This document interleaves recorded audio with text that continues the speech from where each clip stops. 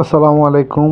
সকাল সকাল ঘুম থেকে উঠে প্রতিদিন আমার মায়ে বেশিরভাগ সময় গোবরগুলো ফালায়, কিন্তু আমার মা কয়েকদিন যাবত অসুস্থ থাকার কারণে আমি ফালাইতে হয়।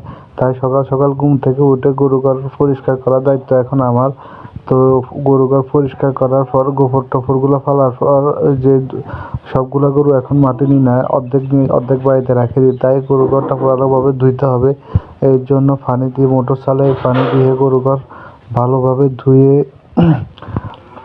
পরিষ্কার করে নিই। এরপর গরুগুলার খাওয়ার পাত্র পরিষ্কার করে এরপর গরু যে পাত্রে খাবার খায় ওইখানে খুললে ভুসি দিয়ে ভালোভাবে খেত দিয়ে মেখে দিয়ে খাবার দিয়ে দিয়েছে। এই গরুগুলা এখন আর মাঠে নিই না। যে দুইটা গরু দেখতেছেন এগুলো মাঠে নিই না। এরপর আমার যে হাঁসগুলো আছে ওগুলারও খাওয়ানোর জন্য খাবার তৈরি করতে হবে, যেমন ধান, কুমড়া, ভাত এগুলা দিয়ে হাঁসগুলার খাবার তৈরি করতে হবে। এর জন্য আমি চলে গেলাম ঘরে যাই। ওখান থেকে ধান আছে, ধান কুড়ে এগুলা একটা বালতিতে নিয়ে নিচ্ছি এগুলা গুলার জন্য। এরপর এগুলার বালতিতে গুলা যাচ্ছে না, তাই একটা বলে ঢেলে, স্টিলের বলে এগুলারে ঢেলে ভালোভাবে মেখে দিয়েছে যাতে হাঁসগুলা খাইতে পারে ভালোভাবে। এরপর বলে এগুলারে ভালোভাবে মেখে দেওয়ার পর হাঁসগুলাকে ছেড়ে দিতে গিয়েছে। যে এখানে একটা যে টার্কি মোরগ দেখতেছেন ওগুলার লগে 4টা টার্কি মোরগ ছিল, এখন আর একটা আছে। সবগুলো শিয়ালে সাবার করে দিছে।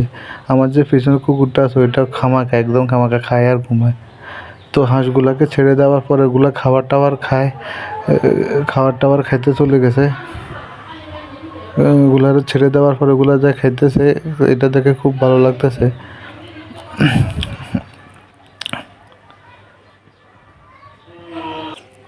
এরপর হাঁসগুলার খাবার টাবার দিয়ে হাঁসগুলা যখন খাবার খাচ্ছে দেখে খুব ভালো লাগছে। এরপর গরুকে নিয়ে যাবো মাঠে। তার জন্য গরুর মুখে একটা কাঁয়ের আছে, ওই কাঁয়েরগুলো আমরা লাগাই। এগুলার কাঁয়ের বলে, যাতে গরু চলার পথে কারো ধান বা কোনো গাছপালা না খেতে পারে। ওই জন্য এগুলো মুখে লাগাই দিই, গরুকে মাঠে নিয়ে যায়। তো আমি গরুগুলাকে একটা মুখে কাঁয়ের লাগাই। এরপর জলার দিকে রওনা দিছি গরু মাঠে বাঁধার জন্য।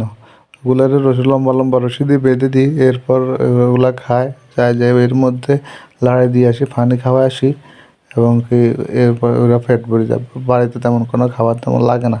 তো আল্লাহ হাফেজ।